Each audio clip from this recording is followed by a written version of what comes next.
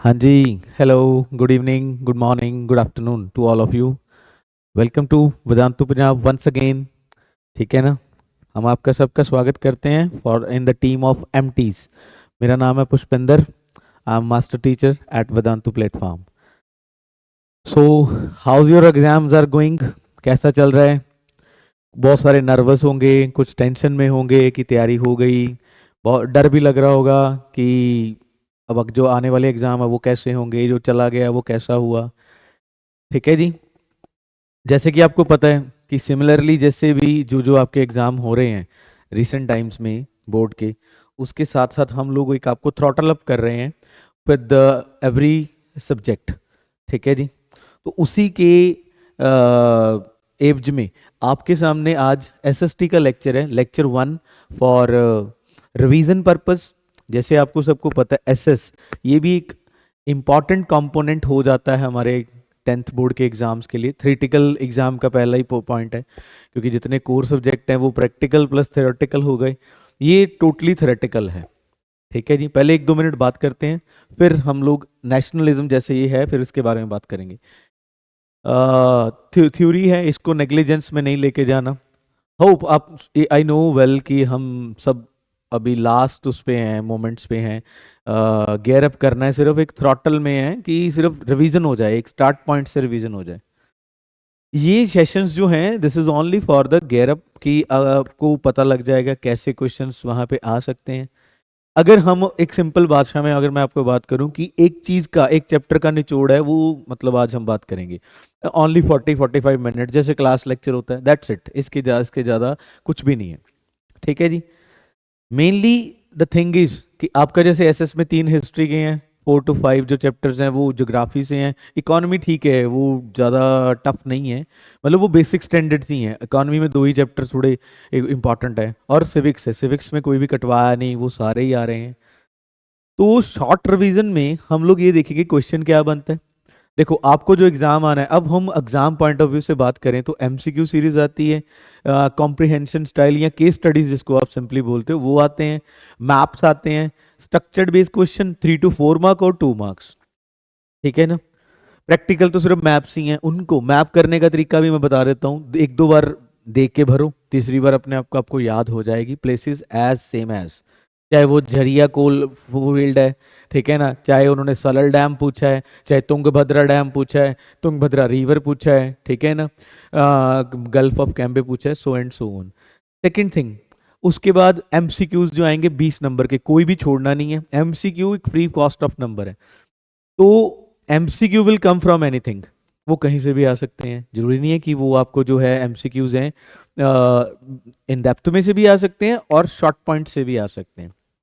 वो जैसे जैसे रिवीजन करेंगे, जब इस टॉपिक पे आऊंगा उसका भी बताते हैं। थर्ड आ गया 2 और 3 मार्क्स। स्ट्रक्चर्ड क्वेश्चन में थोड़े स्टूडेंट्स को प्रॉब्लम होती है। जो बच्चे 3 मार्क्स का क्वेश्चन अटेम्प्ट कर रहे हैं, 4 का कर सकते हैं, वो एक इफेक्टिव राइटिंग स्किल्स यूज करें। उससे क्या होगा, आपको आने वाले मतलब 5 नंबर का क्वेश्चन इजीली हैंडल हो जाता है। ओके। अब हम हिस्ट्री से आज चैप्टर, मतलब आज का हम करते हैं कि रिवीजन का लेक्चर 1 है। जल्दी से बात इस पे करते हैं हम। Lecture 1, the chapter is nationalism India, है ना, लिखा हुआ है, ये मेरा नाम लिखा है, class CBSE 10th and all. Board revision, the main motive is, जिसको हम इन्वर्टेड कॉमा में करते हैं, नेशनलिज्म इन इंडिया। पहले ये चीज देखो, चैप्टर का रीच समझो कि उसमें क्वेश्चन कहाँ से और कैसे कैसे चैप्टर से क्या क्या क्वेश्चन बन सकते हैं। अब इस पॉइंट ऑफ व्यू से पहली ही स्लाइड से अगर हम आगे चलते हैं तो मैं आपको एक चीज बताता हूं। इस चैप्टर में से जो एमसीक्यू है, अगर हम बात करेंगे एमसीक्यू की, वो कहीं से भी आ सकते हैं। MCQ will come from anything. MCQ हैं वो कहीं से भी आ सकते हैं। ठीक है। इसमें 2 और 3 मार्क्स के क्वेश्चन भी बनते होंगे।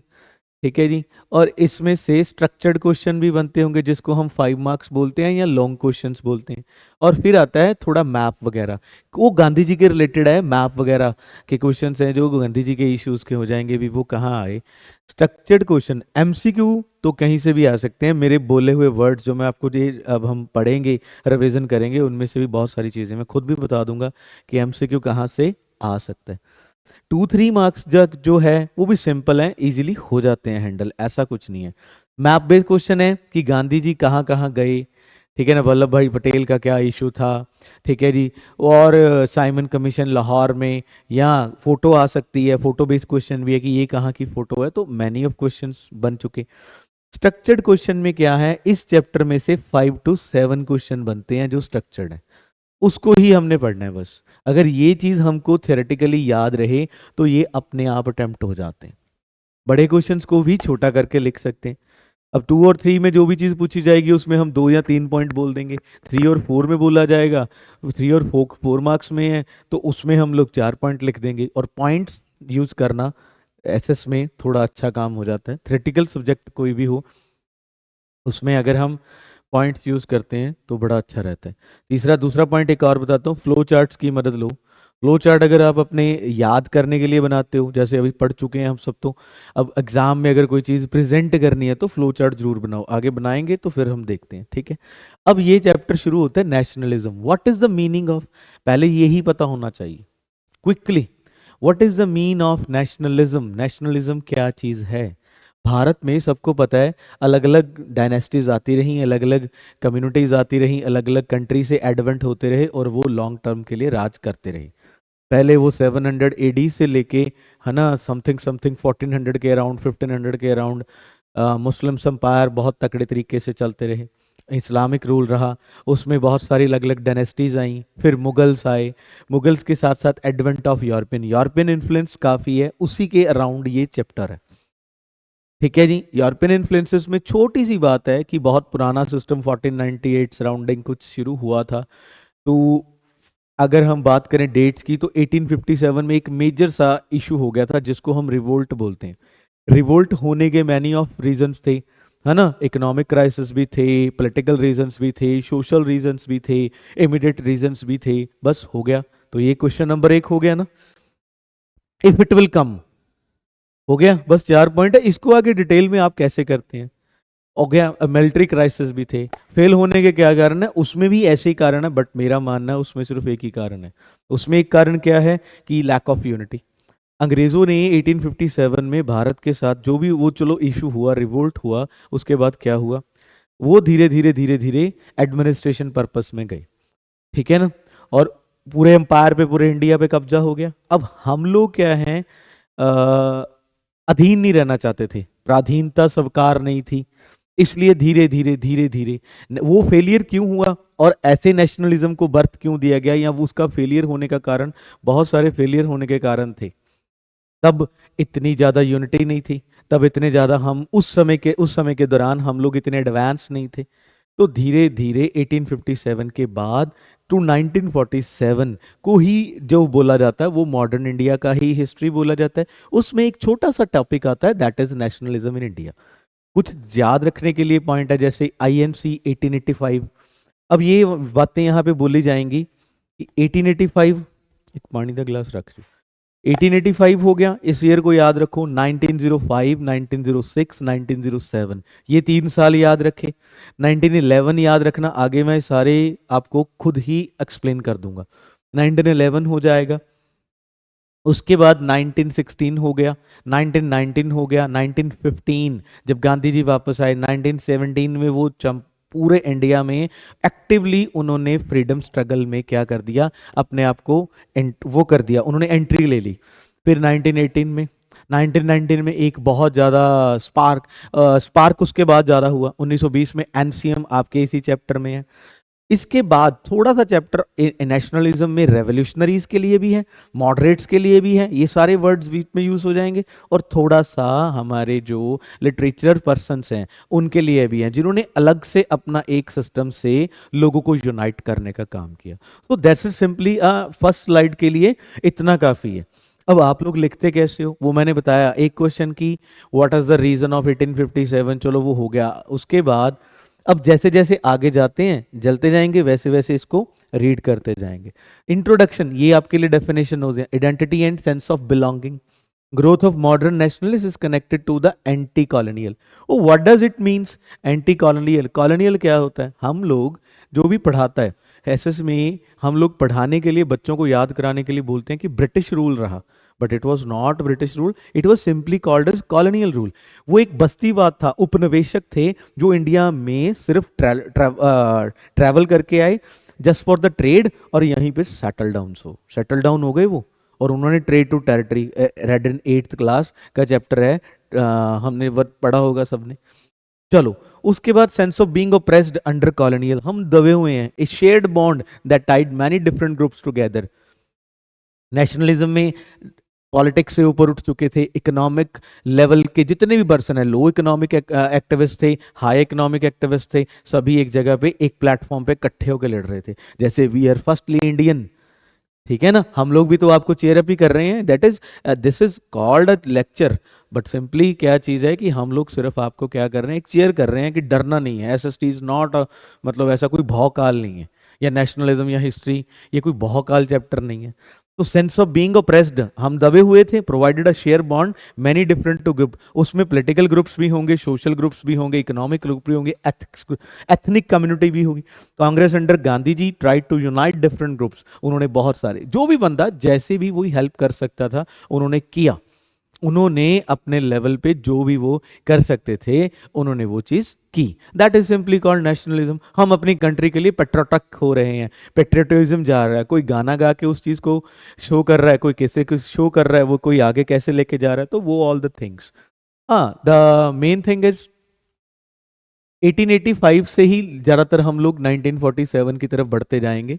फर्स्ट वर्ल्ड वॉर हुआ, उसके कुछ इश्यूज हुए, ठीक है ना। एक और चीज याद रखना, इसमें से क्वेश्चन नहीं आ सकता फर्स्ट वर्ल्ड वॉर का, ये तो सिर्फ ये है, इसमें क्या होगा, ऑब्वियस है वॉर के बाद वर्ल्ड वॉर हो चाहे दो कंट्रीज की वॉर हो, तो एक ही चीज होती है कि गवर्नमेंट फॉर रिकवरी के लिए क्या करती है, इलेक्शंस पे बहुत सारा खर्चा गवर्नमेंट हमारे ही पैसे से करती है, बाद में वो जो उनका खर्चा होता है वो टैक्सेस से लेते हैं, होता ना ऐसा। तो वो इसमें ये सिर्फ एक बताने के लिए कि 13 से 17 तक फर्स्ट वर्ल्ड वॉर लगती रही, ठीक है ना। फर्स्ट वर्ल्ड वॉर लड़े, उसका इंडिया में क्या इफेक्ट हुआ, क्वेश्चन पता क्या आएगा, 3 और 5 मार्क्स में क्वेश्चन आ सकता है, आप लोग उसको नोट करो, ग्रेट इकोनॉमिक डिप्रेशन, ये क्वेश्चन आ सकता है अगर एग्जामिनर के साथ मैच करना चाहते हो। इसमें से अगर इस स्लाइड में से कोई क्वेश्चन उठाएगा, first world war, government defence expenditure increase कर रही है, ऑब्वियस है ना, कल को ऐसा कुछ ना हो या हम लोग उसमें पार्टिसिपेट करेंगे तो हमारा नुकसान ना हो जाए, मिलियन पीपल, इतने लोगों को नुकसान हुआ। कस्टम ड्यूटीज, जो एक जगह से दूसरी जगह तक कोई भी सामान एक्सपोर्ट इंपोर्ट करते हैं तो उसके लिए होती हैं। Income tax was introduce, villages were called upon to supply soldiers, crop failure हो गया, तो बड़े सारे ऐसे रीजन हो गए। The main reason was first world war के बाद जो सबसे बड़ी प्रॉब्लम हुई, जो सबसे बड़ा प्रॉब्लम सामने आया, that was the great economic depression. ये आप लोगों को आ सकता है, right a short note on great economic depression, अगर आ गया तो बात बन गई। ये कोई 1926-28 के बात है और इसमें पूरी दुनिया इफेक्टिव हो गई, इकोनॉमिकल हिट हुआ, तो बस स्लाइड ओवर। द फर्स्ट मतलब वर्ल्ड वॉर में क्या चीज थी, द ग्रेट इकोनॉमिक डिप्रेशन, इसमें क्या चीज हुआ, फर्स्टली हम इकोनॉमिकल हिट हुए, पूरी दुनिया, इंडिया नहीं, उसके लिए तो बाद में आएगा। एक और मूवमेंट थी जिसमें इंडिया को फर्स्टली, अंग्रेजों को ऐसा लगा था कि अंग्रेज इकोनॉमी है, जो अंग्रेजों की अर्थव्यवस्था है वो शायद हिट हो गई थी, मतलब उनको लगा, पर इसमें great economic, wall street exchange crash हो गया, पहला पॉइंट, ये कौन से ईयर में हुआ, ठीक है। दूसरा, उसके बाद वर्ल्ड वॉर के सबसे ज्यादा इफेक्ट जर्मन को बहुत ज्यादा प्रॉब्लम हो गई थी।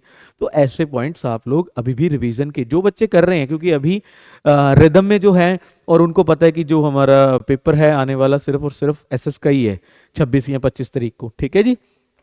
उसके बाद आ गया सत्याग्रह, व्हाट इज सत्याग्रह, ये 2 और 3 में से क्वेश्चन आ सकते हैं। एमसीक्यू में से क्वेश्चन क्या आएगा कि सबसे पहला सत्याग्रह कहां पे हुआ। सत्याग्रह, इसका मीनिंग क्या है, power of truth and need for the search of truth. It doesn't believe physical force to fight, it means again, it doesn't believe in the physical force to fight oppressors against injustice।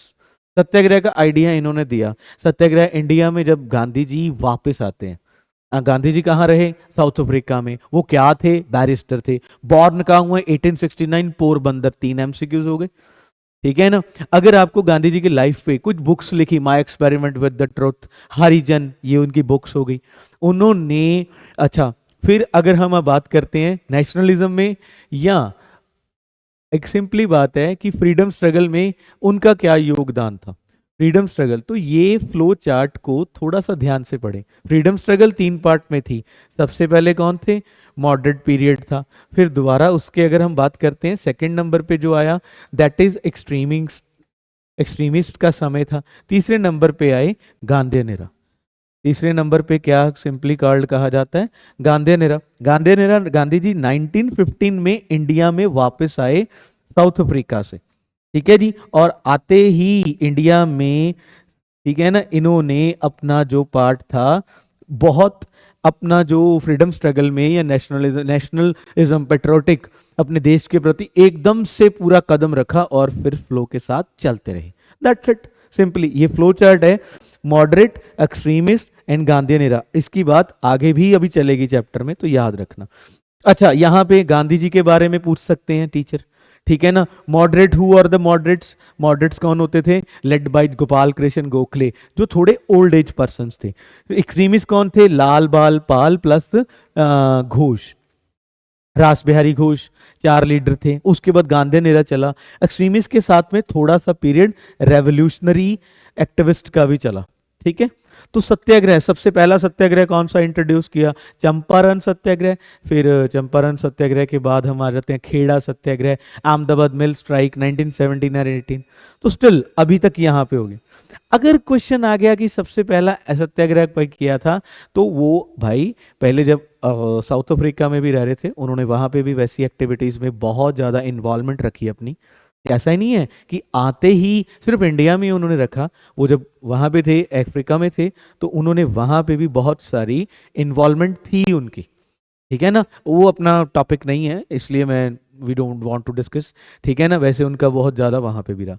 सत्याग्रह के समय पे, मतलब 1905 1906 के समय में उन्होंने ये idea दे दिया था। लिखा हुआ है 1915 में गांधी जी वापस आए, 9 जनवरी को वापस आए थे। उस दिन को हम प्रवासी भारतीय दिवस कहते हैं। इंपॉर्टेंट क्वेश्चन, इसमें से 5 मार्क्स, 4 मार्क्स, 3 मार्क्स का क्वेश्चन बन सकता है। What is it? What is Rowlatt act? Rowlatt act की क्या चीज है? रोलट एक्ट एनसीईआरटीज में कुछ चीजें कमी है, इसको प्लीज देखना। This slide is very much beneficial for you, ठीक है ना। 5 4 3, अगर आपको वहां पे आ जाता है कि राइट द जो मेन इशू हुआ जलियांवाले बाग के, क्वेश्चन नंबर 1 ऐसा आ सकता है। वहां पे क्या इशू हुआ था? Who was the framework? जो मेनली फ्रेमवर्कर था जिसने ये सारा फ्रेम किया, what was that? What is Rowlatt act? Rowlatt act तो किसने बनाया? वो तो सिंपली कॉल्ड एज एक जज थे जिन्होंने ये बनाया, जिनका नाम था सिडनी रॉलेट। इस बंदे का सिडनी रॉलेट है, ये एक रिटायर्ड जज थे इंग्लैंड के, ठीक है ना। इन्होंने एक एक्ट पास किया, ठीक है जी। इसको और क्या कहते थे? इसको कहा जाता था anarchical crimes revolutionary act. Anarchical crimes revolutionary act,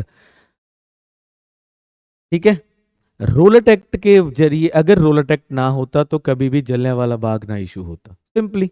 अब इस स्लाइड को क्या है? Passed by the imperial legislative gave the government enormous power allowed detention of political prisoner without trial. ये तो खत्म होगी बात।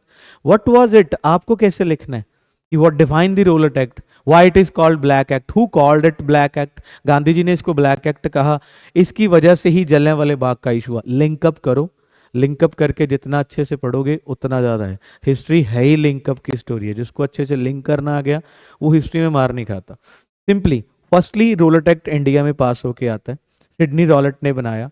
एक्चुअली पिछली स्लाइड में देखो मैंने एक वर्ड यूज किया है, दैट इज फॉर यू, कि एक्सट्रीमिस्ट का जो टाइम था, ये नरम दल वाले, ये गरम दल वाले, इन टाइम में एक और भी होते थे जिसका नाम था रेवोल्यूशनरी एक्टिविस्ट, जो क्या करते थे? अंग्रेजों को अंग्रेजों जैसे ही हिट करते थे।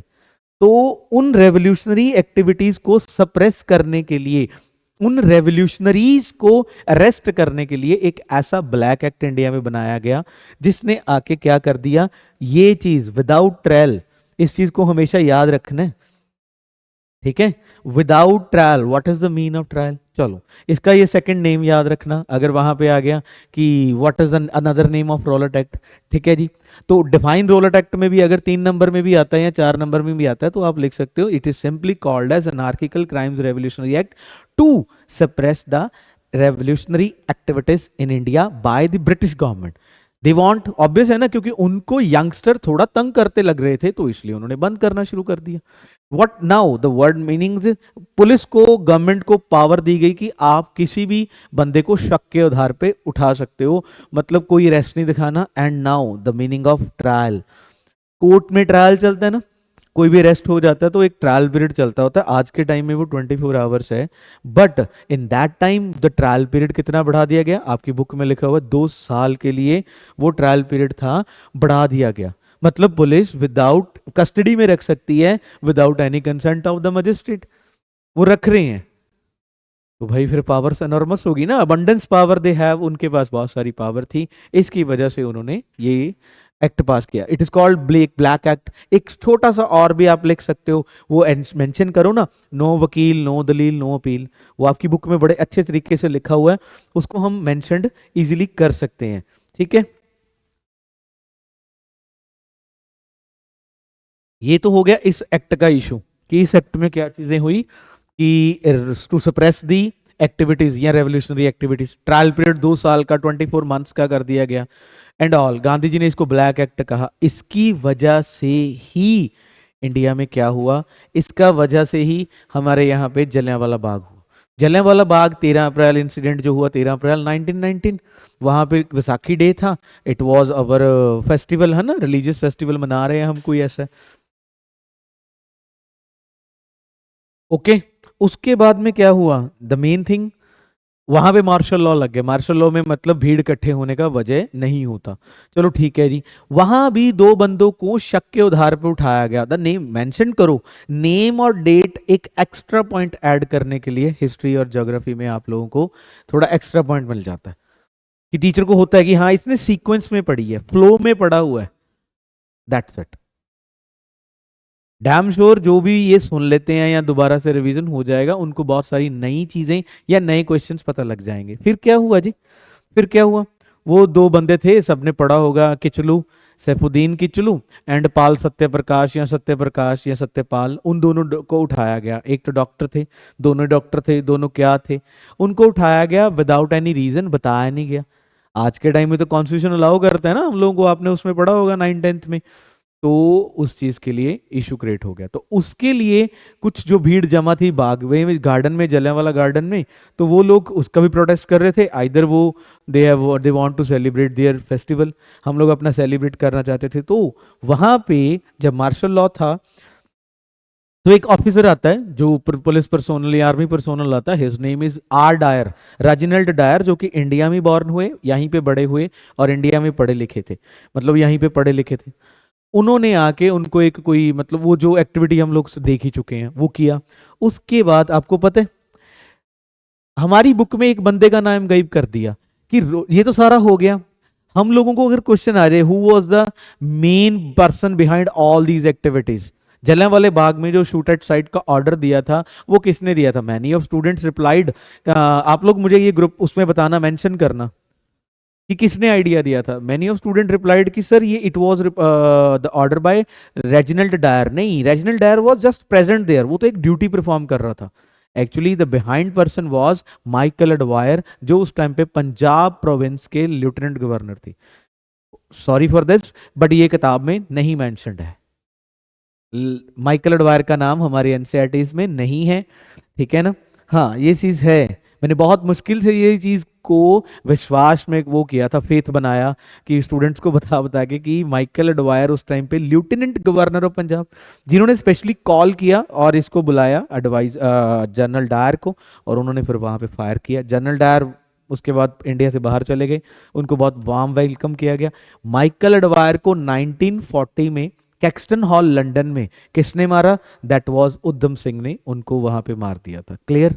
सो this is all about Rowlatt act. अब मुझे ये बताओ, इस 2 मिनट को रिवाइंड करके देखो कि रोलेट एक्ट के बारे में कोई कोई क्वेश्चन रह गया।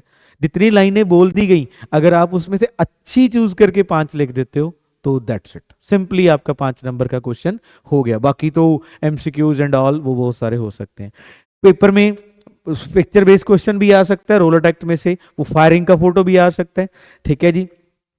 और ट्रायल पीरियड हमेशा याद रखना 24 ईयर्स का और 24 मंथ्स का कर दिया गया था, 2 साल का, आजकल 24 आवर्स का है। Okay, complete it now. इसमें से आपका एक स्ट्रक्चर्ड क्वेश्चन बन सकता है डेफिनेटली। आगे चलें, नेक्स्ट वन।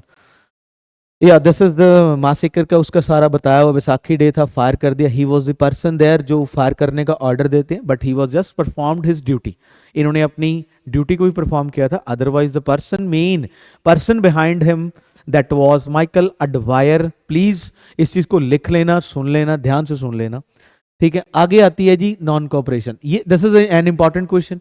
यहां से हम 5 मार्क का ही क्वेश्चन लगे चलते हैं, बाकी 2-3 मार्क का तो पता बना ही लोगे। एमसीक्यूज में खुद बोल दूंगा। नॉन कॉपरेशन मूवमेंट, पहले छोटी सी बात, 1915 में non cooperation started by Gandhi, ये तो आप लिख लोगे, that's it. Hind Swaraj, Gandhi ji declare that British rule, ये पढ़ते हैं। 1915, 1916, 1917, 1918, 1919 हमने रीड कर लिया, उसमें रोलर एक्ट आया। रोलर एक्ट मार्च में आया था, अप्रैल में वो हादसा हुआ, एक्सीडेंट हुआ, या हम कहते हैं मासेकर हुआ, और अक्टूबर में उसके लिए अंग्रेजों ने इंडियन से माफी मांगी। उसमें माफी में यह कहा गया कि 300 बंदे मरे, ऐसा कुछ नहीं था। दैट वाज जस्ट इसलिए बनाया गया था कि वो इंडियन लोगों को काम डाउन कर सके, क्योंकि वो एक ऐसी चीज थी, रॉलेट एक्ट एक ऐसा इंसिडेंट था जिसमें भारतीयों ने स्पार्क आ गया था उसके बाद आजादी लेने के लिए, मतलब हर एक बंदा नफरत करने लग गया था गोरों से, तो वो एक मतलब काम डाउन करने के लिए था। आपको पता होगा उसी इंसिडेंट के बाद गांधी जी ने अपना केसरी हिंद का जो टाइटल था वो अंग्रेजों को वापस कर दिया था, और सर का टाइटल था रविंद्रनाथ टैगोर को मिला हुआ था, वो भी उन्होंने वापस कर दिया था। चलो 1915 में वो वापस आते हैं। 16 में किसी XYZ यूनिवर्सिटी का उद्घाटन करते हैं, ये नोट कर लेना और कमेंट करना फिर। 1917 में वो जो 2 सालों में उन्होंने भागदौड़ की, चंपारण सत्याग्रह, है ना, वहां पे गए। कहीं पे बोनस का इशू था, कहीं पे प्लेग फैला हुआ था, कहीं पे अहमदाबाद मिल स्ट्राइक का इशू था, कहीं पे वो उनसे जबरदस्ती किसी चीज की खेती करवाने में उनको वो किया जा रहा था, क्या नाम है, लोगों को इंडल्ज किया जा रहा था वो इस चीज के लिए। राजेंद्र कुमार शुक्ला या राजकुमार शुक्ला के कहने पर गांधी जी वहां चंपारण बिहार में गए। तो that was the first Satyagraha in India. This is, हाँ ये आ सकता है भाई, what is the meaning of champaran satyagraha, define the champaran satyagraha, even inclusion और conclusion of champaran satyagraha, Kheda सत्याग्रह, और आपका जो है अहमदाबाद मिल स्ट्राइक। एमसीक्यू में बताऊं तो क्वेश्चन मैचिंग में आ सकते हैं कि क्रोनोलॉजिकल ऑर्डर कौन सा था, ठीक है, और बताओ। तो ये हो गया 1917 में। वो सिंपली है, आपकी बुक पे अगर हम लोग खोलते हैं तो जहां से मैं खड़ा हूं तो सेकंड थर्ड पेज पे चंपारण सत्याग्रह के बारे में बड़े अच्छे से लिखा हुआ है। चंपारण सत्याग्रह में किसके बुलाने पर गई, खेड़ा सत्याग्रह में क्या चीज थी, कहाँ पे प्लेग था, कहाँ पे उनसे जबरदस्ती वो करवाया जा रहा था। एक और चीज, 3 कथिया सिस्टम, ये क्वेश्चन आ सकता है भाई। 3 कथिया सिस्टम क्या था, इस चीज को पढ़ के जाना। ये क्वेश्चन 3 मार्क्स में आ सकता है, 3 में लिख दिया, 2 में, व्हाट इज दिस, ठीक है ना। 3 कथिया सिस्टम क्या था, 1/3 सिस्टम, इसको क्या बोलते थे, या 1/11 लिख सकते हैं, 10/11 लिख सकते हैं। इनमें से कौन सा सही है, 1/3, 1/11, 1/10। 3 कथिया सिस्टम क्या था, तो ये चीजें रीड कीजिए, ठीक है ना। इतना कोई ज्यादा मुश्किल नहीं है। फ्लो चार्ट की वजह से या ईयर्स की वजह से हम लोग इजीली थोड़ा स्टैंडर्डाइज हो जाते हैं। तो 1917 में क्या हुआ, या 1918 में, ये 3 मेनली उन्होंने वो किया, क्या नाम है, वहाँ पे जो कि आगे चल के हमारे फर्स्ट प्रेसिडेंट बने राजेंद्र प्रसाद जी, वो भी उनके साथ थे, वो भी बिल्कुल उनके साथ थे, ठीक है ना। बहुत many more prominent personalities with the Gandhi ji there, ठीक है जी। 1919 में रोलट एक्ट हो जाता, रोलट एक्ट की वजह से जलियांवाला बाग का इशू हुआ, ठीक है ना। वो भारत में एक ऐसा ईयर था जिसको हम ब्लडी बोल सकते हैं, कि एक ऐसा मतलब बहुत ज्यादा खराब ईयर रहा बिकॉज ऑफ एक ऐसे फेस्टिवल के साथ ऐसा कुछ हुआ। ओके डन, ये हमने ऑलरेडी पिछली स्लाइड में सारा कुछ डिस्कस कर लिया, ये दोनों स्लाइड्स में। ओके, तो ये क्वेश्चन नंबर 3 हो गया हमारे यहाँ पे। नॉन कॉपरेशन, अब ये बात इसके करते हैं, 1920 की ये बात है, 1920 में हम लोग आ गए। 1920 में एनसीएम होती है, non cooperation. This is first mass movement by Gandhi ji, first mass movement by Gandhi. Gandhi ji की ये सबसे पहली मास मूवमेंट थी। ये 1920 की जो मूवमेंट है, इस पे क्वेश्चन आ सकता है। अगर यहाँ पे क्वेश्चन थोड़ा टेक्निकली सपोर्ट किया जाए तो वो ये पूछ सकते हैं, was it the first movement? It was the first movement for the in which britisher got hit by economically. ठीक है ना, ब्रिटिश गवर्नमेंट को सबसे पहली बार आर्थिक तौर पे सबसे पहली बार प्रॉब्लम कब हुई? नॉन कॉपरेशन मूवमेंट में। नाम से पता लग रहा है नॉन कॉपरेट, हम आप लोगों के साथ बायकॉट ही कर देंगे ईच एंड एवरीथिंग। दो चीजें बड़ी सक्सेसफुल रही, सिविल डिसोबीडिएंट मूवमेंट और नॉन कॉपरेशन। नाम में ही है भाई, मतलब जिसको पता होगा। Non disobedient movement, disobey the rule regulations and जो भी प्रिंसिपल्स एंड ऑल जो भी आप बना रहे हो, वो हम लोग we will not going to go to, I am not going to follow this. तो first mass movement by Gandhi ji, और जिसमें इनको सबसे बड़ा सपोर्ट भी मिला। नॉट ओनली टू कि वो एक अच्छे लीडर थे या कुछ, पूरे इंडिया में फैली सबसे पहले, that is why mass movement, है ना। इकोनॉमिकल हिट हुआ, ब्रिटिश को पॉलिटिकली बड़ी ये उनको लगता था कि अब भारत में से उनका जो है स्ट्रेटेजिकली आने वाले टाइम में पैकअप हो जाएगा, बट ऐसा नहीं हुआ। फिर भी वो काफी 20 के बाद भी 35 25-26 साल और राज किया उन्होंने, ऐसा नहीं हुआ। ठीक है ना।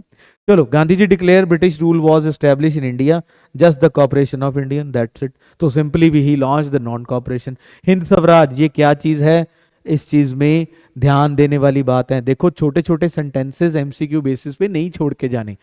जो नारा वगैरह है, वो स्लोगन किसने दिया? इनकलाब जिंदाबाद किसने दिया? इनकलाब जिंदाबाद हसरत मोहानी ने दिया, भगत सिंह ने यूज किया। नौजवान भारत सभा किसने बनाई? भगत सिंह ने बनाई। ठीक है। दिल्ली चलो किसने कहा? सुभाष चंद्र बोस ने कहा। Give me blood and I shall give you freedom, that is Subhash Chandra Bose. Lala Lajpat Rai की डेथ हुई थी, वो हेड में उनके अटैक किया गया, तो उन्होंने बोला था भी जो भी एक एक लाठी मुझे मारी गई है वो अंग्रेजों के राज में ठोकी हुई एक एक कील साबित होगा, दैट इज ऑल्सो नारा। ठीक है ना। और क्या था? और बहुत सारे हैं ऐसे। आगे थोड़ा फिलोसफर्स टेक्स्ट भी आएगा, तब हम ये दोबारा डिस्कस कर लेंगे। तो मास मूवमेंट हुआ पूरे इंडिया में, कोने कोने में। महाराष्ट्र में कोई लेड कर रहा है, बंगाल में कोई लेड कर रहा है, साउथ इंडिया में कोई लेड कर रहा है। So you are not going to live this.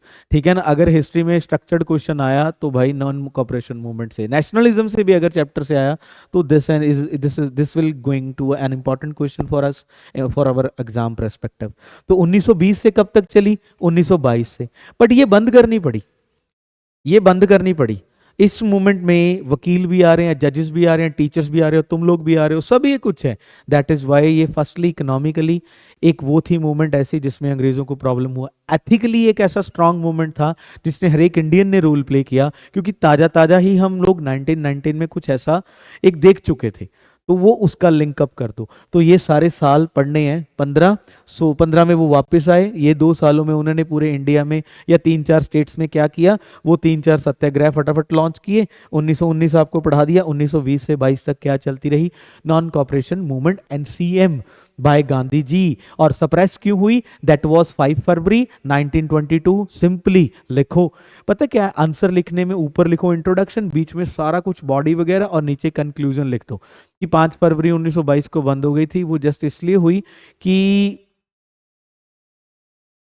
वहां पे कोई पुलिस स्टेशन था चौरा चौरी में, गोरखपुर यूपी में। तो वहां पे क्या होता है जी, जो मॉब थी, भीड़ थी, वो शांतमय प्रोटेस्ट कर रही थी। पता नहीं उनको क्या हुआ, उन्होंने वो पुलिस स्टेशन को क्या कर दिया?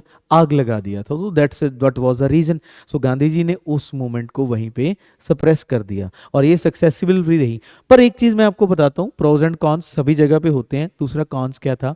ठीक है, मैंने भी इस मूवमेंट में पार्टिसिपेट किया, तुमने भी किया, किसी XYZ ABC सबने किया, बट ऐसा था बाद में हम लोग कह रहे हैं कि आप अंग्रेजों के बनाए हुए कपड़े मत पहनिए, गारमेंट्स नहीं पहनने, स्कूल नहीं जाना, बट उसके एवज में हमारे पास और भी तो कुछ नहीं है। उसके एवज में हम खादी पहने। I have read this all things from your books, that's it simply. मैं सिर्फ बोल रहा हूं आपको देख के, आपके सामने। आप लोग खादी पहनिए, खादी वॉज टू कॉस्टली है। ठीक है ना। Khadi was more costlier then your other garments या अदर क्या नाम है जो हमारा फैब्रिक है, उससे ज्यादा महंगी थी। हम लोग अंग्रेजों के बनाए हुए स्कूल, कॉलेजेस, यूनिवर्सिटीज में पढ़ रहे थे, बट वो बंद कर दी। ठीक है, नॉन कॉपरेशन चल रही है, हमने बंद कर दिया, बट हम पढ़े कहाँ फिर? तो ये चीजें थोड़ी प्रॉज एंड कॉन्स ही सक्सेसफुल थी, बट नेगेटिव पॉजिटिव सबके होते हैं, ठीक है, आगे चलें. So we are now here. One problem, many within the Congress were reluctant to boycott the council election. हाँ, 1920 में कुछ थे तो सभी रेडी थे. After much negotiation non cooperation programme was adopted. हाँ जी, ये क्वेश्चन हो सकता है भाई. कहाँ पे पास किया गया? नागपुर सेशन में ये चीज पास की गई थी 1920 में. Non corporation programme was adopted in 1920 December session of INC Nagpur.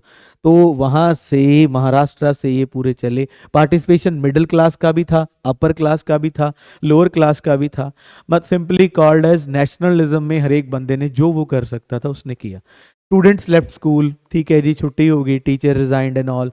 Madras except from Madras the council elections boycott कर दिए गए. इंपोर्ट ऑफ फॉरेन क्लोथ्स हम लोग नहीं पहनेंगे, आधा रह गया था. Half between 21 and 22 Indian textile mills and handlooms went up, बंद हो चुकी थी. वो अपना सामान बाहर नहीं भेज सकते या भेज नहीं सकते थे, ठीक है ना, बाहर जरूरत नहीं थी. और mainly textile was the foundation उन दिनों में. टेक्सटाइल ही है इंडिया, मतलब बहुत पुराना. मुस्लिम कॉटन की एग्जांपल याद करो. Foreign goods were बायकॉटेड, liquor shop picketed up and foreign clothes, इनको बहुत ज्यादा प्रॉब्लम हुई और ये चीजें सामने आई, ठीक है. Next one is NCM in country side. देखो पूरी पीजेंट्स की मूवमेंट. पीजेंट्स कौन होते हैं? तीन कम्युनिटीज होती है. नोबेल्टी होती है, क्लर्गी होती है. क्लर्गी नोबेल्टी और टैक्स नहीं देते, ऐश करते हैं. ऑफिसर्स वजीर एंड योर मंत्री और मनार्क्स है ना पुरानी भाषा में. और तीसरे नंबर पे हम लोग पिजेंट्री. हम सब पिजेंट्री में ही आते हैं. सुपर एलीट क्लास भी, ठीक है ना. सुपर एलीट क्लास चलो ठीक है, उसको नहीं मानते. जैसे हम कहते हैं super elite to elite class है, जैसे आउटस्टैंडिंग एलीट है, वो तो चलो अंबानी अदानीज हो गए, ठीक है ना, वो नहीं मानते. बट वो सारे मंत्री परिषद, ये वो महोदय, ये भाई पुराने समय में टैक्स देते नहीं थे, इनको कुछ प्रिविलेजेस मिलती थी. पिजेंट्री से सबसे ज्यादा, तो उसने साथ दिया पिजेंट्री ने बहुत. Movement was against the talukdars and landlords. इन चीजों से हम बहुत ज्यादा प्रसन्न वो रहे. जमींदारी सिस्टम जरूर पढ़ के जाना हल्का सा, कि जमींदारी सिस्टम क्या होता है. क्वेश्चन मे भी वहां पे आपको देखने को मिले. वैसे ऐसी कोई मेरी वो है नहीं, ठीक है ना, कि मुझे ये आएगा. ओके, तो कंट्री साइड पूरे इंडिया में जो हॉट पॉइंट्स थे, कैलकाटा, अवध, बॉम्बे, नागपुर, वो वहां सारे जगह पे क्या हो गया, पूरे का पूरा ये हमारा सिस्टम लॉन्च हो गया. Okay done. जवाहरलाल नेहरू ने भी मूवमेंट को ज्वाइन किया. उन्होंने बाबा रामचंद्र के साथ मिलकर ये अवध किसान सभा बनाई. 300 ब्रांचेस हैड बीन सेप्ट विलेजेस. चलो ये तो रीडिंग पर्सन है, इसको सिंपली रीड करना. आगे चोरा चोरी इंसिडेंट, ये इंपॉर्टेंट 3 मार्क्स के लिए हो सकता है और एमसीक्यू के लिए हो सकता है. हाँ, अगर वहां पे एनसीएम प्लस चोरा चोरी इंसिडेंट इकट्ठा पूछा गया तो फिर ये 5 नंबर के लिए क्वेश्चन डिजाइन हो सकता है, ठीक है ना. अदरवाइज चोरा चोरा इंसिडेंट क्या था? 5 फरवरी 1922, ठीक है ना. कहां पे हुआ? गोरखपुर में, ठीक है जी. Mahatma Gandhi called to halt the non cooperation, peaceful demonstration turned into violent clash, और उन्होंने एक पुलिस स्टेशन को आग लगा दी. चोरा चोरी. एक क्वेश्चन और बताऊं एमसीक्यू के स्टाइल में. एमसीक्यू स्टाइल में अगर हम एक बात करें सिंपली,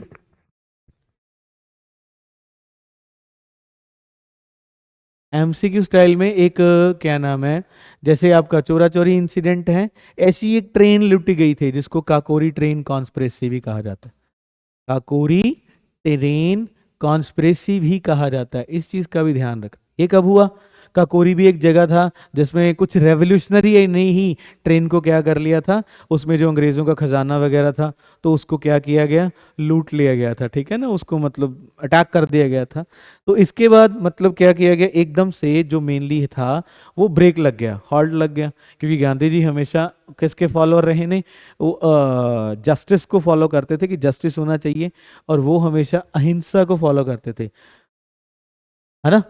हिंसा को फॉलो तो नहीं करते थे कि मतलब कोई आगजनी हो या हिंसा हो जाए या कोई भीड़ कुछ कर दे.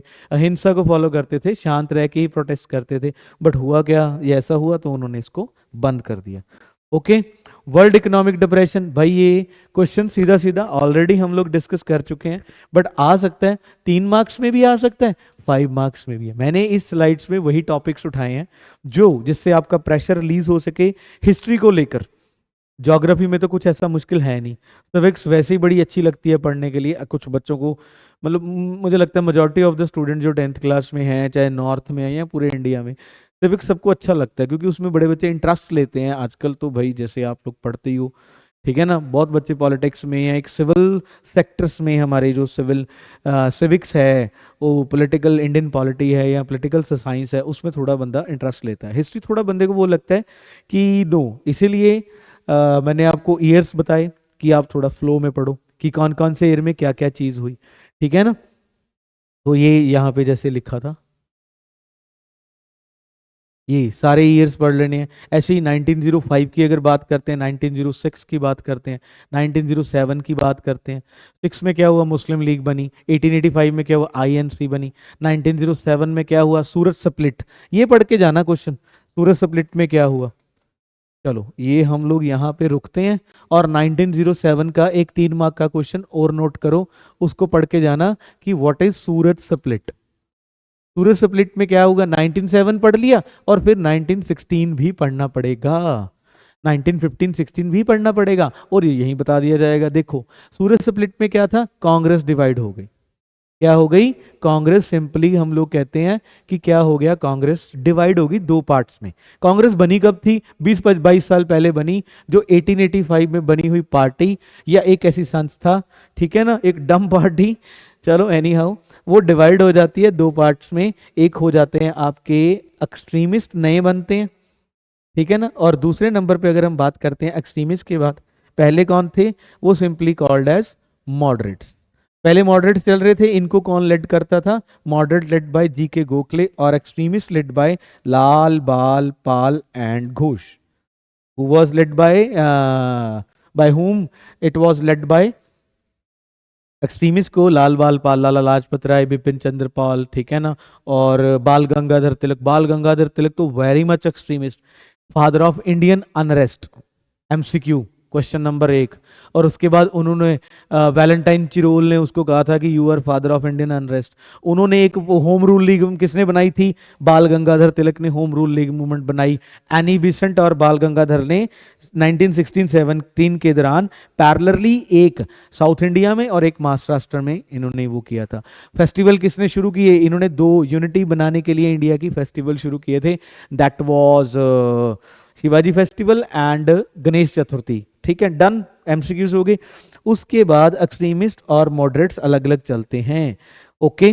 तो बाद में ये ईयर इसलिए लिखा है क्योंकि यहाँ पे आके दोबारा मुस्लिम लीग और जो इंडियन लीडर्स थे, लाल Bal Pal and extremist and moderates का दोबारा से क्या हो गया, पैचअप हो गया। जरूरी है पैचअप, इट्स अ नेसेसिटी, ठीक है ना। अगर आप एक ऐसे कॉज के लिए जा रहे हो जहां पे आप लोग इंडिया को वो बचाना चाहते हो, या एक मतलब ऐसे सिस्टम को बाहर निकाल के अपना सिस्टम लॉन्च करना चाहते हो, तो वहां पे patch up is very much necessary, ठीक है जी। चलो डन होगी बात। एक 1911 याद रख लेना, 11 में क्या हुआ, ये ईयर मैं इसलिए बीच बीच में बोल रहा हूँ कि सिंपली याद रह जाए। 1911 में भारत की राष्ट्र कैपिटल जो थी, नेशनल कैपिटल, कलकत्ता से इंडिया ट्रैवल किया गया था, मतलब ट्रांसफर किया गया था। आगे ये भी ऑलरेडी मैंने डिस्कस कर दिया कि ये 4 या हम सीधा बोलूं 3 और 5, 4 का तो आना नहीं, 3 और 4 मार्क्स का, 5 मार्क्स का क्वेश्चन आ सकता है। इसको एक्सप्लेन कीजिए, अच्छे तरीके से लिखें, याद करें कि ग्रेट इकोनॉमिक डिप्रेशन, इसमें थोड़ा सा वर्ल्ड वॉर का हम मसाला डाल देंगे, उसका थोड़ा सा बता देंगे कि वर्ल्ड वॉर के बाद जो सबसे ज्यादा नुकसान जर्मनी को हुआ, ठीक है ना भाई। वो भी तो वही कर रहा था जर्मनी, मतलब अपने आप को सुपीरियरिटी को शो करने के लिए भी जर्मनी आगे आ रहा था। अब थोड़ा सा इसमें ट्विस्ट ही नहीं है, सिंपल सी बातें बता रहा हूँ। जर्मनी ने क्या था, पहले जिन प्लेसेस पे कब्जा किया, बाद में जर्मनी के उसी प्लेसेस पे दूसरी कंट्रीज ने कब्जा कर लिया। उनके जो बेटर रिसोर्सेज वाले एरियाज थे वहां पे कब्जा उन्होंने कर लिया। सो सिंपली बाद में पता नहीं कितने बिलियंस का उन्होंने लोन बैक किया। और उस जगह, उस टाइम पे इंडिया में नहीं या जर्मन में नहीं, यूरोप में नहीं, पूरी दुनिया में एक इकोनॉमिक डिप्रेशन था। It was 1928 world economic depression, late 1920s।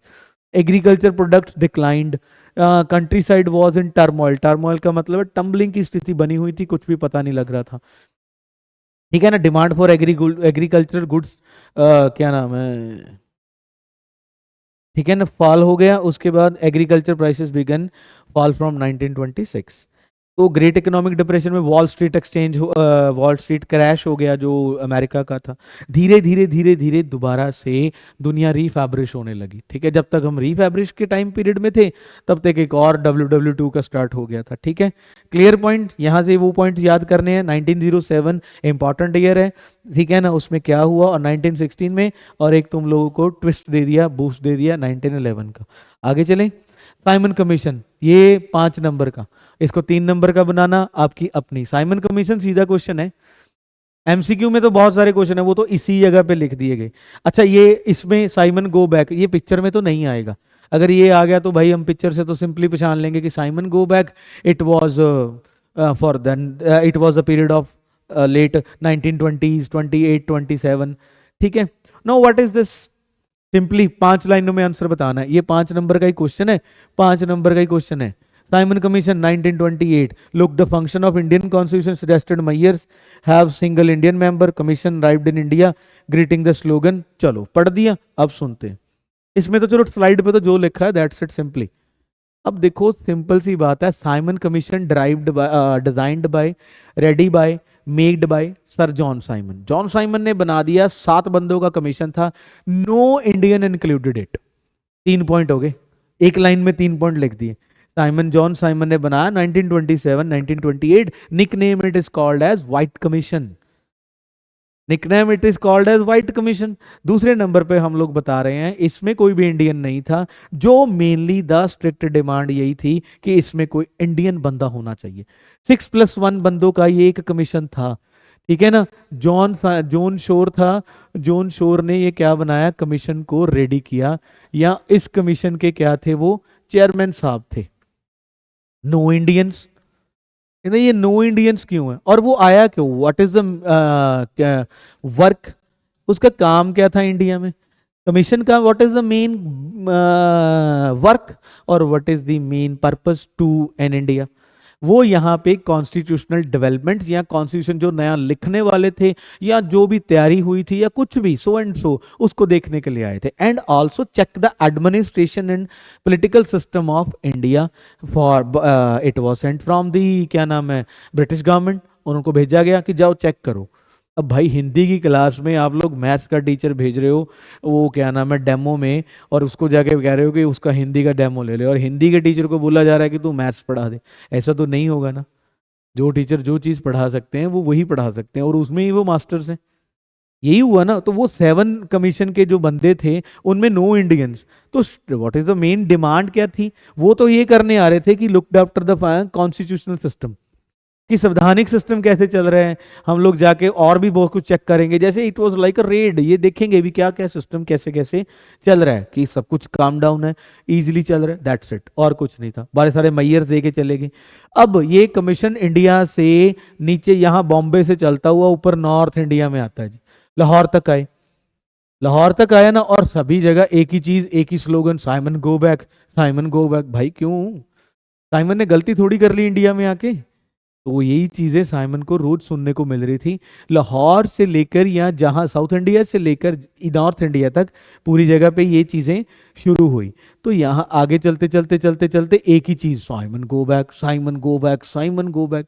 तो फिर साइमन ने लाहौर में आके भी, Lala Lajpat Rai was there, he was freedom fighter from Punjab, ठीक है ना, तो वहां पे ऐसा कुछ होता है, और फिर बाद में उनकी डेथ हो जाती है। ठीक है, भगत सिंह वॉज देयर, वो भी वहीं पे थे, उन्होंने उसका जो रिवेंज था, उन्होंने फिर एक ब्रिटिश ऑफिसर को मार दिया था, ब्रिटिश पुलिस ऑफिसर को, लाहौर में।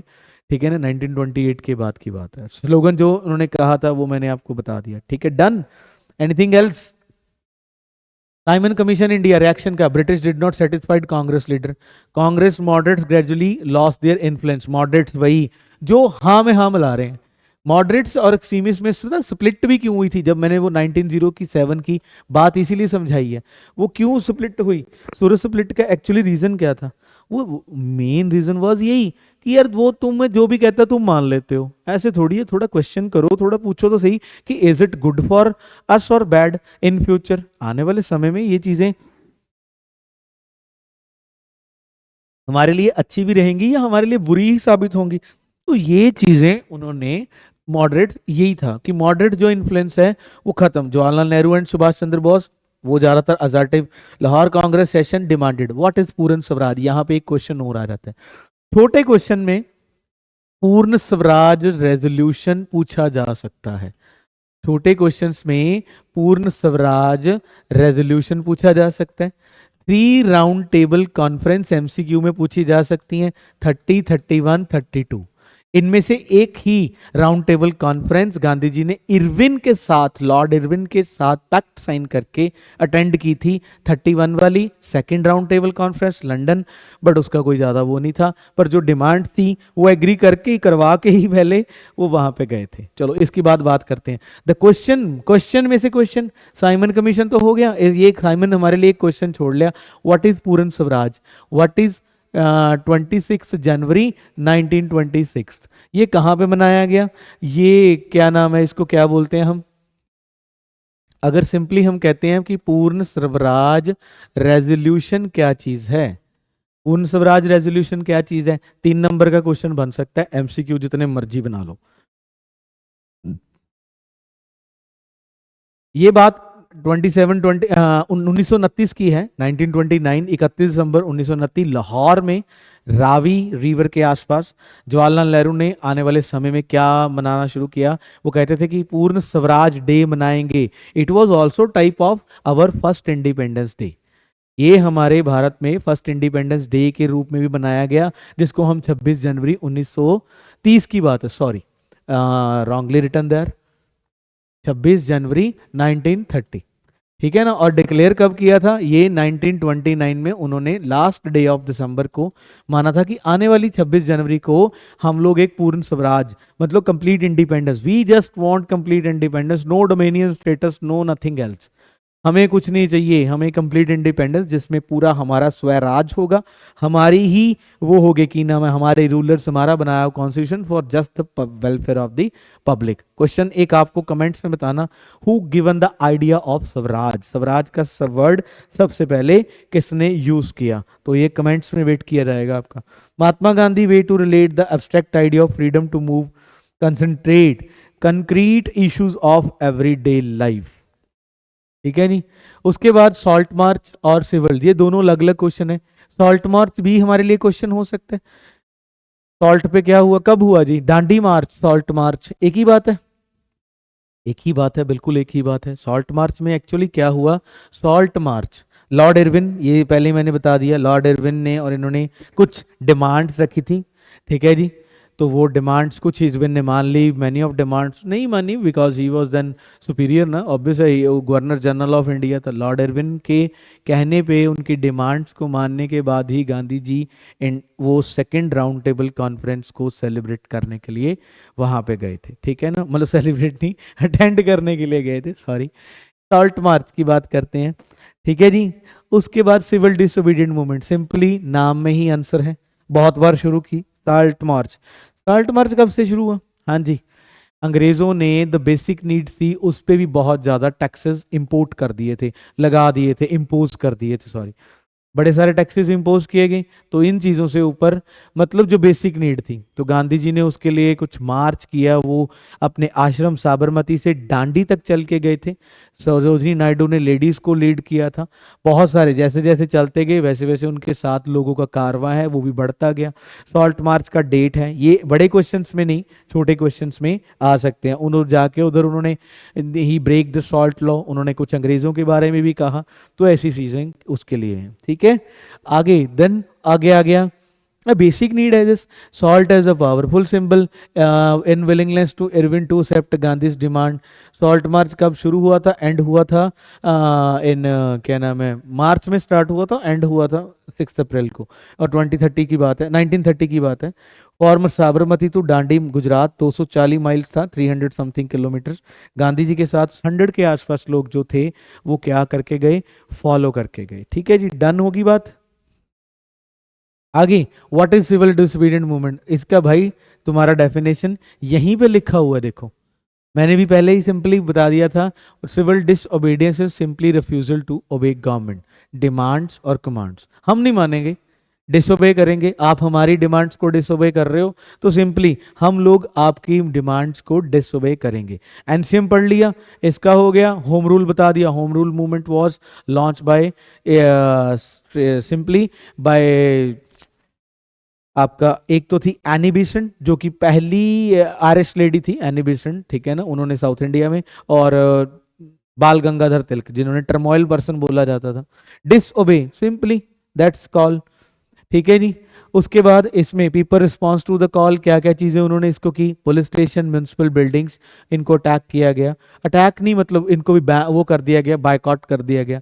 Foreign clothes, liquor shop, peasants refuse to pay, government arrested and Congress leader.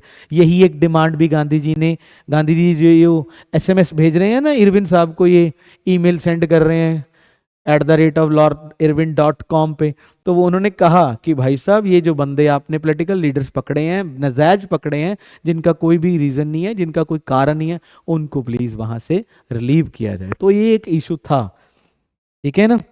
तो आगे चलते हैं। उसके बाद में गवर्नमेंट का क्या रिस्पॉन्स आया। गवर्नमेंट ने क्या किया, responded with the policy of brutal repression. उनको तो फिर दबनाना था ना, किसी भी किसी तरीके से भी जो डिमांड्स वहां पे अराइज हो रही थी वो उनको क्या करना चाहते थे, सप्रेस करना चाहते थे, उनकी डिमांड्स को क्या करना चाहते थे, सप्रेस, ठीक है ना। Gandhi ji called for round table, second round table conference के लिए गांधी जी को बुलाया गया, बट उन्होंने पहले वो इरविन को irwin.com पे ईमेल सेंड किया कि firstly you have to follow और एक्सेप्ट और रीड माय डिमांड्स, ठीक है ना, then I will think about it, फिर मैं सोचूंगा भी मैं लंदन जाऊं या नहीं, पासपोर्ट रिन्यू कराऊं या नहीं। कांग्रेस लीडर को एक्सेप्ट किया गया, अरेस्ट किया गया, पीसफुली सत्याग्रह इसको मारा गया। अब्दुल गफार खान, इनको सरहदी गांधी बोला जाता था, अब्दुल गफार खान को भी अरेस्ट कर लिया गया था, गफार अब्दुल गफार खान को। इन अच्छा एक इनका एक पार्टी बनाई है खुदाई खिदमतगार, बाय चांस अगर पेपर में गिर गया खुदाई खिदमतगार किसने बनाई थी, तो वो एक संस्था इन्होंने बनाई थी। ओके, वो मूवमेंट्स कैसे देखते थे, तो सभी जगह से लोग वो थे, ये रीडिंग पर्पस है, आप लोग इसको देख सकते हो। बिजनेस क्लास ने ऐड किया अपने आप को, पीजेंट्स ने ऐड किया, पीजेंट्स तो करेंगे भाई क्योंकि उस टाइम पे किसान का भी बुरा हाल था due to zamindari system, ryotwari system. Zamindari system हमारे इंडिया के लिए कर्स बन चुका था सबसे बड़ा, जैसे ही भारत आज़ाद हुआ उसको रिमूव करने के लिए, उस चीज़ के लिए वो बहुत बड़ा एक वो किया गया। एक और चीज़, अगर पेपर में कहीं से आ गया कि ब्लड लेस मूवमेंट कौन सी है, blood less movement पोंचमपल्ली Andhra Pradesh में शुरू की गई थी।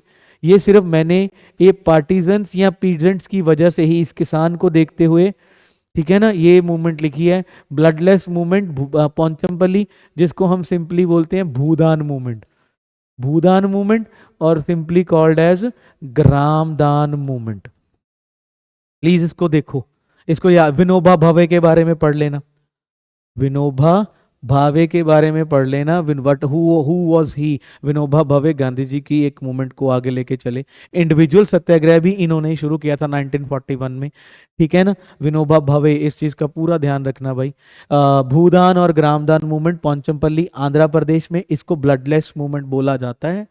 भूदान मूवमेंट में ये जो अंग्रेजों की नीतियां थी ना, जमींदार सिस्टम जो कर्स बन चुका था भारतीय लोगों के लिए, उनमें एक बंदे लैंडलेस हो गए। जैसे मेरे पास आज 5 एकड़ जमीन है, तो मेरे पास आने वाले समय में टैक्स भर भर के जमीन ही नहीं रही, तो फिर मैं क्या करूं, तो वो टैक्स की जो जमीन थी वो मेरी मॉर्टगेज हो गई जमींदार के पास, जमींदार अमीर होते गए, किसान लैंडलेस होते गए। तो आज़ादी के बाद इन भाई साहब के पास किसी गांव के किसानों ने अपनी डिमांड्स रखी, उन्होंने कहा कि मैं गवर्नमेंट के सामने आपका ऐसा एजेंडा जरूर पेश करूंगा, बट वहीं बैठे हुए एक चौधरी किसान ने अपनी 80 एकड़ लैंड थी वो छोटे छोटे किसानों में डिवाइड की और उनको काम करने का मौका दिया। तो ये एक ब्लडलेस मूवमेंट आपके लिए क्वेश्चन साबित हो सकते हैं भाई, किसी भी जगह पे क्वेश्चन है जो आप लोगों के लिए बन सकता है। ब्लडलेस मूवमेंट क्या थी, पोंचमपल्ली में शुरू हुआ, भूदान ग्रामदान, इसका तो पता ही लग रहा है, ग्राम पिंड को बोलते हैं, भू जमीन को बोलते हैं, ठीक है। विनोबा भावे के बारे में पढ़ के जाइए, ठीक है, डन। एनीथिंग एल्स, आपके बहुत सारे क्वेश्चन जो नेशनलिज्म में है, बिजनेस क्लास ने भी अपना सिविल डिसोबीडिएंट मूवमेंट में बहुत बड़ा रोल अप्लाई किया, पार्टिसिपेंट्स, ठीक है ना, सारी जगह से, पूरे ऑल ओवर इंडिया से लोग क्या थे, सारा काम कर रहे थे। विमेन्स का भी बहुत इशू रोल रहा, बहुत तकड़ा रोल रहा। Service to the nation as sacred duty of the women, sacred. Women from high caste, from urban areas, rural areas, anything else, rich peasant, सबको अपना भूल के वो सारे किसी ना किसी मूवमेंट में जुड़े हुए थे. लिमिट्स क्या थी? दलित पार्टिसिपेशन मूवमेंट कम था. Ambedkar demanded separate. Yes, B R Ambedkar. एक और पर्सनैलिटी का नाम हमारे सामने आ गया. ये कौन थे? B R Ambedkar. स्पेलिंग पे नहीं जाना, ठीक है? एसएस वालों के स्पेलिंग गलत हो जाते हैं. बी आर अंबेडकर कौन थे? B R Ambedkar Bhimrao Ramji Ambedkar Mhow cant में बॉर्न हुए, मध्य प्रदेश में, एक सिंपल परिवार में. भारत के, आजाद भारत के पहले लॉ मिनिस्टर बने, ठीक है ना? हमारे संविधान के फादर हैं. बहुत कुछ हमने पढ़ा. इन्होंने एक पुना पैक्ट साइन किया था गांधी जी के साथ. बी आर अंबेडकर ने सारी की सारी 3 की 3 राउंड टेबल कॉन्फ्रेंस भी की. बी आर अंबेडकर 1909 में एक एक्ट आया था, काउंसिल एक्ट 1909, जिसमें सेपरेट इलेक्टोरेट्स की बात की गई थी. बट पूना पैक्ट में डिमांडेड सेपरेट इलेक्टोरेट्स का किसकी बात की गई? दलित्स के लिए सेपरेट इलेक्टोरेट्स की बात की. तो ये एक चीज हम पढ़ सकते हैं. गांधी जी हरिजन कहा गया, हरिजन दलित लोगों को, क्योंकि उस टाइम पे दलित कम्युनिटी, जैसे हम पढ़ रहे हैं ना कि सिविल डिसोबीडिएंट में इनका ही वो कम था कि दलित इशू सामने आ गया. Gandhi believed a separate electorate would slow down the process. उनको लगता था कि सोसाइटी को इंटीग्रेट करने के लिए ये चीज काफी खतरनाक साबित होती है. तो आज तक हम लोग वो झेल ही रहे हैं. मैं तो नहीं मानता कि सेक्शन कास्ट सेक्शंस होने चाहिए या कम्युनिटी सेक्शन. इन चीज़ों पे हमारा ध्यान भी नहीं होना चाहिए. अंबेडकर, ये एक और पर्सनैलिटी, इसके बारे में बोल दिया. पूना पैक्ट हमारा क्वेश्चन बन सकता है. पूना पैक्ट कब, सितंबर 9 कब में पास हुआ? ये क्वेश्चन आपके लिए छोड़ा, ठीक है ना? किन किन के बीच में साइन किया गया? उन्होंने सबसे पहले दलित लोगों के लिए सेपरेट इलेक्टोरेट की बात की. सेपरेट इलेक्टोरेट की बात की. भी हमारी भी रिप्रेजेंटेशन भी होगी, हमारे खुद के मेंबर्स भी होंगे. That's it, simply done. Next one is Muslim fail alienated from the Congress, fall of the non cooperation movement, difference over the question. ये आगे करते हैं बात. अच्छा, एक और चीज है जो आप लोगों ने करनी है, वो है quit India movement. Quit India movement से भी क्वेश्चन आ सकता है, ठीक है ना? करो या मरो किसने कहा? करो या मरो, ठीक है ना? वो कहा जी quit India. Quit India slogan किसने दिया? मूवमेंट तो गांधी जी ने लॉन्च की. 8 अगस्त, क्रांति मैदान, Gwalior tank, Bombay. That's it. यही चीज है ना, यही याद किया होगा. क्रांति मैदान, अगस्त क्रांति भी इसको ही बोला गया. क्विट इंडिया मूवमेंट स्टार्ट की गई 1942 में. हम लोग उसमें चले जाते हैं 8 अगस्त को, ठीक है ना? वो महाराष्ट्र से क्रांति मैदान से शुरू होता है, ग्वालियर टैंक से, ठीक है? डन है जी. क्विट इंडिया रेजोल्यूशन स्लोगन दिया था, that was by Yusuf Meherally, not Gandhi ji. उन्होंने डू और डाई, करो या मरो का आइडिया दिया था, या वो स्लोगन गांधी जी ने दिया था. Please be keep yourself safe from all these slogans, ठीक है ना? कि आप लोगों को ये लर्न होना चाहिए कि actually the slogan was given by home, ठीक है? तो इसके आगे आता है जी सेंस ऑफ कलेक्टिव बिलोंगिंग, जो हमने पहले उसमें पढ़ा था. What is nationalism? Being collectivism. हर एक बंदा पार्टिसिपेट कर रहा है इसमें. यूनाइटेड स्ट्रगल्स भी थी, हिस्ट्री एंड फैक्शन भी था, आगे folklore and songs, popular prints and symbols, ठीक है ना? तो इन्होंने भी बहुत बड़ा रोल किया. सिंगर्स ने अपना वो दिया, सॉन्ग्स ने दिया अपनी ड्राइंग के साथ. अबिंदरनाथ टैगोर ने भारत माता की फोटो बनाई, ठीक है ना? पहले जकड़ी हुई थी, फिर उन्होंने एक ऐसी बना के दी कि अब हम आज़ाद भारत के बाशिंदे हैं या आज़ाद भारत के लोग हैं. तो आगे उनका ही आएगा. जैसे ये है भारत माता की फोटो हो गया. Identity India came to be a visually associate the image of Bharat Mata ji. Image of Bharat माता सॉन्ग वंदे मातरम, मैं रीड कर देता हूँ फिर आपको समझा देते हैं क्या चीज़ है. Created by Bankim Chandra Chatterjee. Rabindranath Tagore collecting बallades, nursery rhymes and myths. Indian begin talking sense of pride in the nation and Indian history. चलो, ये तो रीडिंग पोर्शन हो गया, ठीक है ना? ये सारा का सारा जितना भी हमने आप 31 यहाँ बस सब एंडिंग पे जाएंगे. जितना भी ये कोशिश की है कि इतनी स्लाइड्स में से आपको एक क्रक्स निकाल के दिया जाए. तो जो भी स्टूडेंट है, जो भी ये मतलब जिसको लगता है कि अब मैं बस अब थ्रॉटल अप कर रहा हूँ, तो वो है जैसे it is the last moment, ठीक है ना? Put the your foot on the pedal, race pedal, जो भी वो है, ठीक है ना? मेरे लिए तो ऑल द बेस्ट विशेस ही हैं कि आप लोग अच्छे से परफॉर्म करके आओ विदाउट हेजिटेशन के लिए, ठीक है? Without hesitation. ओके, चलो. इन्होंने हमारा नेशनल एंथम लिखा जी बांग्ला में. बांग्लादेश का भी इन्होंने लिखा. बांग्लादेश 1971 से, जिसको ईस्ट पाकिस्तान बोलते थे, तो इन्होंने लिखा. वो गाया भी इन्होंने ही सबसे पहले. इन्होंने ही 1911 में सबसे पहले नेशनल एंथम बोला गया था. नेशनल एंथम सबसे पहले कब गाया गया था? 1911 में गाया गया था। ठीक है जी, वो इन्होंने ही लिखा था, इन्होंने ही गाया था, ऐसा कुछ नहीं है। ठीक है जी, और उसके बाद हमारा जो नेशनल सॉन्ग है दैट इज वंदे मातरम, वो लिखा था बंकिम चंद्र चटर्जी, ठीक है ना, या बंकिम चंद्र चट्टोपाध्याय, वो उन्होंने लिख दिया। ठीक है जी, बंकिम चंद्र चट्टोपाध्याय ने, तो गाया वो भी इन्होंने ही था। फर्स्ट टाइम दोनों गाने इन्होंने गाए, ये दोनों सॉन्ग्स इन्होंने गाए। ठीक है, ये रविंद्रनाथ टैगोर ने, और भी he was the also first Nobel prize holder in Asia, not only in India. इनको 1913 में इनकी एक बुक के लिए, नाम मेंशन करना, लिटरेचर का अवार्ड इनको मिला था, पूरे एशिया में सबसे पहला इनको मिला था। ठीक है जी, तो इन्होंने ऐसे, रविंद्रनाथ टैगोर ने, अच्छा एक और चीज बताऊं, 1905 में एक अनाउंसमेंट हुआ था, 1905 में एक अनाउंसमेंट हुआ था, partition of Bengal, partition of Bengal. Bengal और पंजाब बहुत बड़े प्रोविंसेस थे, मतलब स्टेट थी। 1905 में एक अनाउंसमेंट किया जाता है, लॉर्ड कर्जन के, उस टाइम पे वो वाइस रॉय ऑफ इंडिया थे, तो अनाउंसमेंट पार्टीशन ऑफ बंगाल करेंगे, ठीक है जी कर दो, बट ये कैंसिल हो गया था, एन्यूल्ड हो गया था 1911, एन्यूल्ड इन 1911, 1911 में ये पार्टीशन कैंसिल कर गई थी, हुआ नहीं। बट ये just to break through the unity of India and Indians, मतलब मुस्लिम हिंदू सेक्स की सारी की, ये ब्रेक करना चाहते थे, तब इन्होंने वहां पे पार्ट प्ले किया, इन्होंने मतलब to maintain our unity, to try to not rakhi on your wrist, तो इन्होंने ऐसा कुछ भी आइडियाज दिए थे। ठीक है, ये याद रख सकते हैं आप लोग, कैंसिल हो गई थी। इस टाइम पे वाइस रॉय कौन था? इस टाइम पे वाइस रॉय लॉर्ड कर्जन था। ठीक है ना, भारत के पहले वाइस रॉय कौन बने? William Bentinck, governor general of vice, Bharat के पहले गवर्नर जनरल कौन बने? William Bentinck. पहले वाइस रॉय बने थे lord Canning. Last viceroy जो भारत के बने वो माउंट बैटन थे। आज़ादी के बाद पहले गवर्नर जनरल भी माउंट बैटन थे।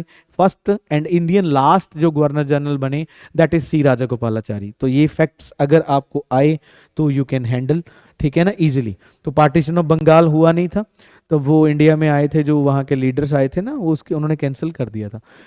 नताशा, उन्होंने भी बहुत सारी ये चीज लिखी, ये सबके नेम्स है। फ्लैग, ये जो हमारा फ्लैग है जी, ये बहुत बार अमेंड हो चुका, पहले ऐसा था, बाद में क्रिसेंट मून भी डाउनलोड एंटर किया गया इसमें, ठीक है ना। तो ये थोड़ा वो ट्रिकी सा हो गया था, एक साइड से अच्छा लगता था, दूसरी नहीं, बाद में अशोक चक्कर में वो कर दिया गया, कन्वर्ट कर दिया गया। ठीक है जी, so reinterpretation by the end of the 19th century Indian instil sense of pride in the nation to be taught differently. Okay जी, ओके, कंक्लूजन है, एक growing anger against the colonial government, फिर वहीं से जहां से शुरू किया था, फिर वही हो गया ना, कंक्लूजन लिख दिया उन्होंने सारा, वेरियस क्लासेस को एक जगह पे इकट्ठा कर दिया। Conclusion, government brought various classes into common struggle, कोई धर्म नहीं देख रहा, कोई कुछ नहीं, तब हम इंडियंस होकर लड़ रहे थे। फिर disunity, inner conflict as well, Mahatma Gandhi try to channel people's grievances, उन्होंने यूज किया। Common goal to each that is freedom from colonial rule, that was the need. ठीक है जी, आई जस्ट ट्राइड, ठीक है ना, ये पूरा चैप्टर की एक क्रक्स आपको निकाल के बताया। You can watch this video full, और मेनली वहाँ से जरूर देखिए, जो मैंने फर्स्टली वही बताया चीज़ें कि स्टार्टिंग में भी मैंने कहा था ना, इस चैप्टर में से सिर्फ हम 5 और 7 जो क्वेश्चंस हैं जो मेंस के लिए आ सकते हैं, mains in the sense for 5 marks के लिए आ सकते हैं, वो हैं। जिन स्टूडेंट्स को 5 का स्ट्रक्चर्ड मार्क क्वेश्चन लिखना मुश्किल लगता है, वो यहाँ से अपने पॉइंट्स कलेक्ट करके लिख सकते हैं। ठीक है, जल्दी ही ज्योग्राफी के सेशंस के साथ आपके साथ मुलाकात करेंगे, तब तक के लिए good luck, all the best, thank you.